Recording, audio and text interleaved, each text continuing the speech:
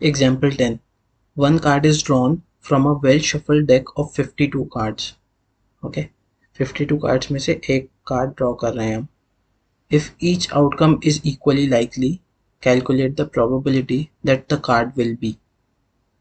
सारे outcomes equally likely हैं, मतलब कोई भी कार्ड हमने निकाला उसकी आने की प्रोबेबिलिटी सेम है किसी और कार्ड के आने की प्रोबेबिलिटी से. अ डायमंड.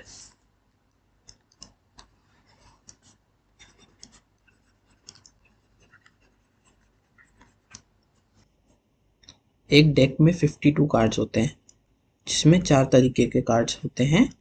एक होते हैं डायमंड,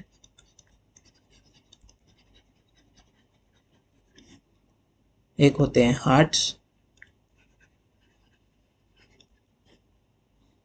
एक होते हैं क्लब्स, एक होते हैं spade.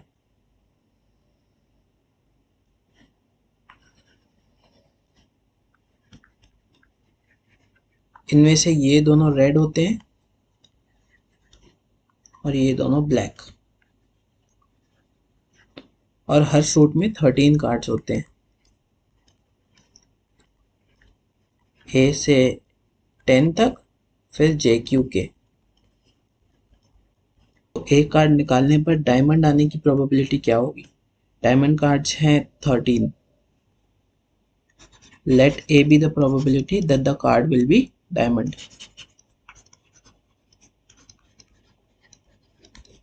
That card will be a diamond.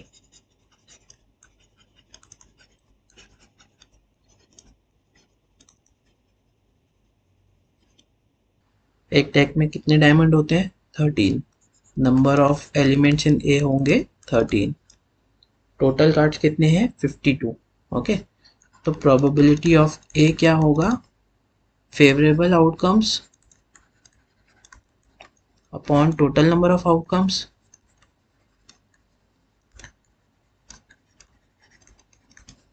Favourable outcomes कितने हैं? 13. टोटल नंबर ऑफ आउटकम्स कितने हैं? 52. इनको डिवाइड करेंगे तो आएगा 1/4. इस आंसर को हम ऊपर लिख लेते हैं, P A equals 1/4. Second part, not an S. इसे हम सेट बी से डिनोट करेंगे, तो प्रोबेबिलिटी ऑफ बी क्या होगा? P not an S. ये तो कॉम्प्लीमेंट हो गया एस आने की प्रोबेबिलिटी का. प्रोबेबिलिटी कार्ड एस एस का कॉम्प्लीमेंट हो गया ये. ओके, कॉम्प्लीमेंट को कैसे लिखते हैं? 1 minus probability card is S, क्योंकि प्रोबेबिलिटी ऑफ ए कॉम्प्लीमेंट क्या होता है? 1 माइनस प्रोबेबिलिटी ऑफ ए. तो कार्ड इज एस की प्रोबेबिलिटी अगर निकाल लेंगे और उसको 1 से सब्ट्रैक्ट कर देंगे तो हमारा आंसर आ जाएगा. तो probability of card is S क्या होगा? कितने एस होते हैं एक डेक ऑफ कार्ड्स में? 4 एस होते हैं, एक डायमंड में, एक क्लब में, एक स्पेड में और एक हार्ट में. 4 एस हो गए. Total cards 52. 4 1 जा 4 13 जा 1/13 आ गया. अगर हम इक्वेशन 1 इसको मार्क करें और इक्वेशन 1 में रखें इसको, तो हमारा आंसर होगा 1 माइनस 1/13 इक्वल्स 12/13. तो इसका आंसर हो जाएगा 12/13. Third part, a black card that is a club और अ स्पेड. क्योंकि क्लब भी ब्लैक होते हैं और स्पेड भी ब्लैक होते हैं, तो ये कितने कार्ड्स होंगे टोटल? 26. अ ब्लैक कार्ड, इसको हम सी से डिनोट कर देते हैं. तो प्रोबेबिलिटी ऑफ सी क्या होगा? ऊपर हम नंबर ऑफ फेवरेबल आउटकम्स लिखते हैं, तो नंबर ऑफ ब्लैक कार्ड्स, और नीचे हम टोटल कार्ड्स लिखते हैं जो कि 52 है. नंबर ऑफ ब्लैक कार्ड्स कितने हैं? 26. नीचे आएगा 52, तो प्रोबेबिलिटी हो गई 1/2. Fourth part, not a diamond. Diamond नहीं है, तो ये तो फर्स्ट पार्ट का कॉम्प्लीमेंट हो गया, क्योंकि फर्स्ट में क्या बोल रहे हैं हम? It is a diamond, right. तो ए कॉम्प्लीमेंट होगा, प्रोबेबिलिटी ऑफ ए कॉम्प्लीमेंट क्या होगा, 1 माइनस प्रोबेबिलिटी ऑफ ए, और प्रोबेबिलिटी ऑफ ए हम फर्स्ट पार्ट में निकाल चुके हैं जो कि है 1/4, 1 माइनस 1/4 होगा 3/4। Fifth part, not a black card, not a black card, हम ब्लैक कार्ड के लिए तो निकाल चुके हैं थर्ड पार्ट में, ब्लैक कार्ड क्या है 1/2, तो नॉट अ ब्लैक कार्ड क्या होगा, प्रोबेबिलिटी ऑफ सी कॉम्प्लीमेंट, जो कि होगा 1 माइनस प्रोबेबिलिटी ऑफ सी, जो कि होगा 1 minus half equals half itself. इसे हम ऐसे भी सोच सकते हैं कि नॉट अ ब्लैक कार्ड मतलब रेड कार्ड, और रेड कार्ड कितने होते हैं 26 आउट ऑफ 52, तो ऐसे में भी आंसर आएगा 1/2। वैसे ही नॉट अ डायमंड को कैसे सोच सकते हैं कि डायमंड नहीं है तो बाकी कितने कार्ड्स बचे, नंबर ऑफ डायमंड लिखें तो वो होगा 13, तो बचे कितने 52 माइनस 13, जो कि होता है 49, तो आंसर होगा 49/52। 13 3 ज़ा 49, 13 4 ज़ा 52। Example 11. A bag contains 9 discs, of which 4 are red, 3 are blue and 2 are yellow. 9 discs हैं 3 different colors की. Okay. The discs are similar in shape and size. A disc is drawn at random from the bag. तो एक bag है जिसमें से हम एक disc निकाल रहे हैं 9 में से. Calculate the probability that it will be red. Red disk आने की प्रोबेबिलिटी क्या होगी, सबसे पहले देख लेते हैं रेड डिस्क है कितनी, नंबर ऑफ रेड डिस्क हैं 4 और टोटल डिस्क कितनी है 9, तो probability of occurrence of red disk क्या होगा 4/9। ये हो गया हमारा नंबर ऑफ फेवरेबल आउटकम्स, ये हो गया total number of outcomes. Second part, yellow disc, तो नंबर ऑफ येलो डिस्क कितनी है 2, तो प्रोबेबिलिटी क्या होगी, probability of occurrence of yellow disc होगी number of favourable outcomes upon total number of outcomes. Third part, number of blue disc कितनी है 3, probability that it will be blue disc क्या होगी 3/9, जो कि कैंसिल होके आ जाएगा 1/3। Fourth part, not blue, not blue तो थर्ड पार्ट का कॉम्प्लीमेंट हो गया, और कॉम्प्लीमेंट को हम कैसे लिखते हैं 1 माइनस करके, not blue equals to 1 minus probability of blue, 1 minus 1/3, जो आ जाएगा 2/3। अब इसको ऐसे भी सोच सकते हैं कि नॉट ब्लू बोला है तो ब्लू के अलावा बाकी डिस्क निकलेंगी, बाकी डिस्क कितनी है 6, क्योंकि ब्लू कितनी है 3, तो आंसर होगा 6/9, जो कैंसिल होके आ जाएगा 2/3, सेम आंसर आएगा। फिफ्थ पार्ट, ईदर रेड और ब्लू, प्रोबेबिलिटी ऑफ रेड और ब्लू, इसको हम रेड यूनियन ब्लू करके भी लिख सकते हैं। तो रेड और ब्लू डिस्क में से कोई एक निकलेगी एक समय पे, दोनों साथ में नहीं निकलेगी, क्योंकि हम एक समय पे एक ही डिस्क निकाल रहे हैं। तो इसको हम लिख सकते हैं probability of red plus probability of blue, क्योंकि ये इवेंट्स कैसे हैं म्यूचुअली एक्सक्लूसिव है, एक समय पे एक ही होगा। प्रोबेबिलिटी ऑफ रेड होगा 4/9, प्रोबेबिलिटी ऑफ ब्लू होगा 3/9, तो टोटल आंसर आ जाएगा 7/9। Example 12, two students, Anil and Ashima, appeared in an examination. The probability that Anil will qualify the examination is 0.05 and that Ashima will qualify the examination is 0.10. The probability that both will qualify the examination is 0.02. हम क्या बोलेंगे, let X be the event that Anil passes the examination and let Y be the event that Ashima passes the examination. इसको Venn diagram में draw भी कर लेते हैं।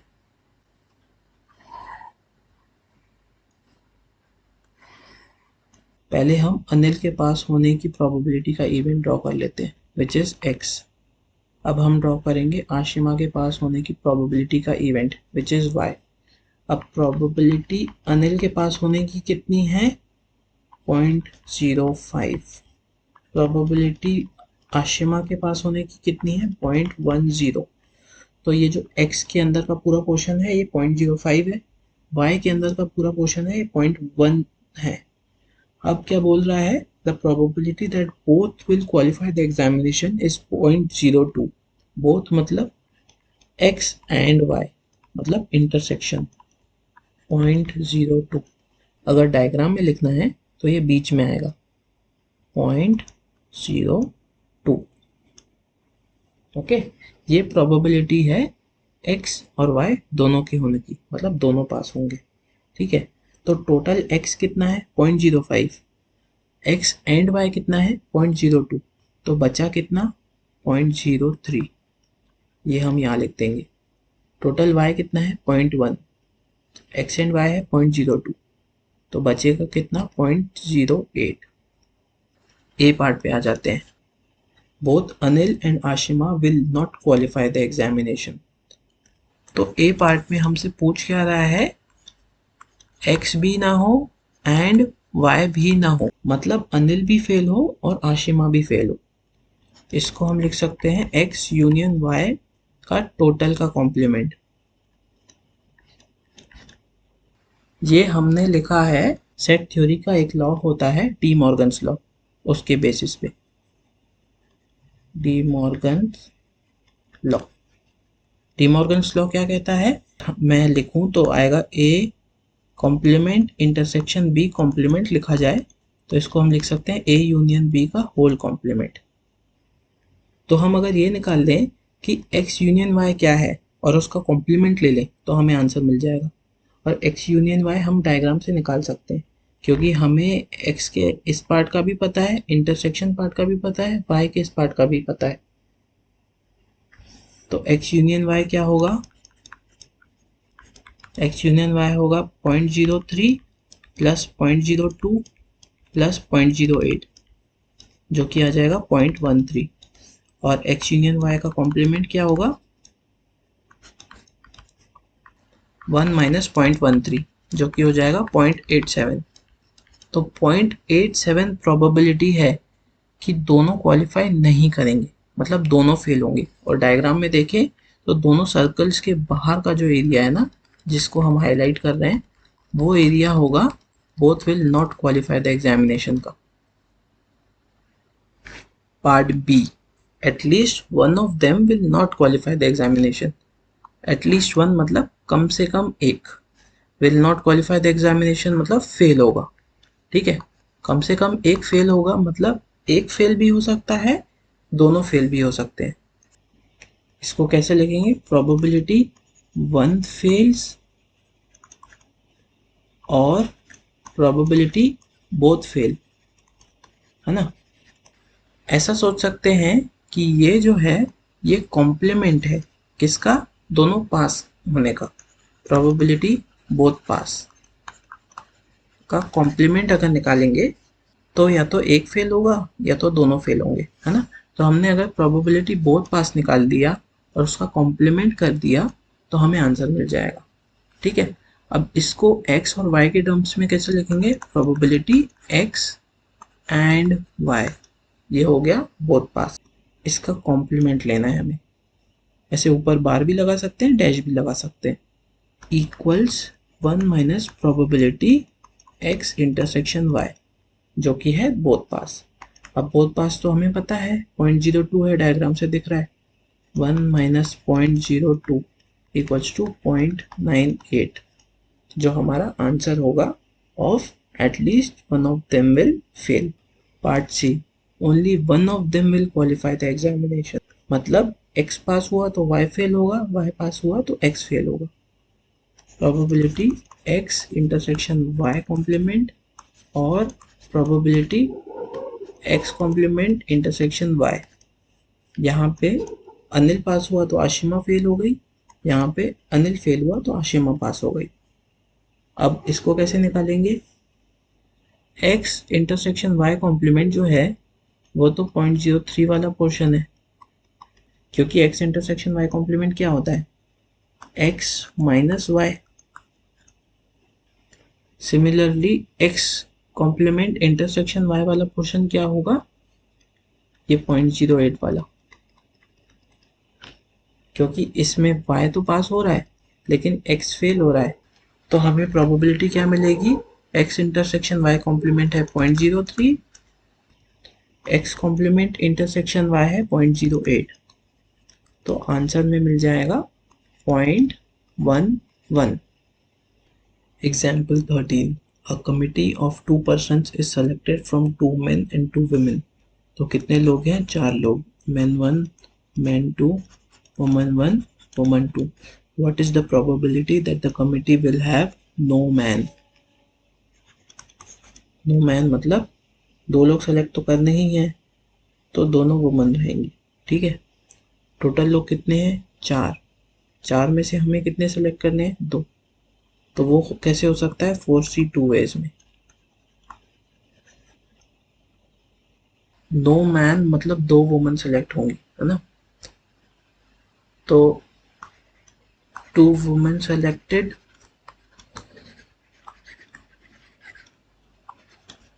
And no man selected. इसको कैसे लिखेंगे, वुमेन कितनी है, 2, कितने सेलेक्ट कर रहे हैं, 2, and no man selected, man कितने हैं, 2, कितने सेलेक्ट किए, 0। फेवरेबल आउटकम क्या होगा, 2C2 इंटू 2C0, और टोटल नंबर ऑफ आउटकम कितना होगा, 4C2, ठीक है। तो प्रोबेबिलिटी क्या होगी, probability of no man equals 2C2 multiplied by 2C0 upon 4C2, ठीक है। अब 2C2 होता है 1, 2C0 होता है 1, 4C2 होगा 4 इंटू 3 अपॉन 2, जो कि हो जाएगा 2 1 ज़ा 2 2 ज़ा 1/6 आंसर। बी, 1 मैन, 1 मैन हो रहा है तो 1 वुमन होगी, क्योंकि टोटल लोग कितने सेलेक्ट करने हैं, 2, 2 मैन में से एक सेलेक्ट किया 2C1 वेज में, फिर से 2 वुमन में से एक सेलेक्ट किया 2C1 वेज में। 4 लोगों में से 2 लोग सेलेक्ट करने के कितने तरीके हैं, 4C2 वेज है। 2C1 की वैल्यू क्या होगी, 2, कैसे पता चलेगा, NCR होता है factorial n upon factorial n minus r into factorial r, तो 2C1 हो जाएगा फैक्टोरियल 2 अपॉन फैक्टोरियल 2 माइनस 1, क्योंकि ये 2 है और नीचे 1 है, तो 1 फैक्टोरियल इंटू r फैक्टोरियल, जो कि होगा 1 फैक्टोरियल, तो इसकी वैल्यू होगी 2 फाइनली। तो फिर से 2C1 है तो इसको हम डायरेक्टली 2 लिख देते हैं, डिवाइडेड बाय 4C2, जो क्या होगा factorial 4 upon factorial 4 minus 2 into 2 factorial, जो फाइनली मिलेगा हमें वो होगा 2 मल्टीप्लाइड बाय 2 अपॉन 4 3 2 1 अपॉन, ये हो गया 2 फैक्टोरियल और ये हो गया 2 फैक्टोरियल, तो 2 इंटू 2, ठीक है। तो ये 2 और 2 4 से कैंसिल हो जाएगा, ऊपर आएगा 4, नीचे आएगा 6, आंसर होगा 2/3। सी, 2 मैन, 2 मैन सिमिलर होगा जो हमने नो मैन किया था, नो मैन मतलब 2 वुमेन, तो यहाँ पे हम क्या करते हैं, 2 मैन सेलेक्ट कर रहे हैं, तो 2 मैन कैसे सेलेक्ट कर सकते हैं, 2C2, एंड वुमेन कैसे सेलेक्ट करेंगे, 0 2C0 से अपॉन 4C2, 2C2 आएगा 1, 2C0 आएगा 1, 4C2 आएगा 4 इंटू 3 अपॉन 2, जो कि आएगा 1/6 आंसर।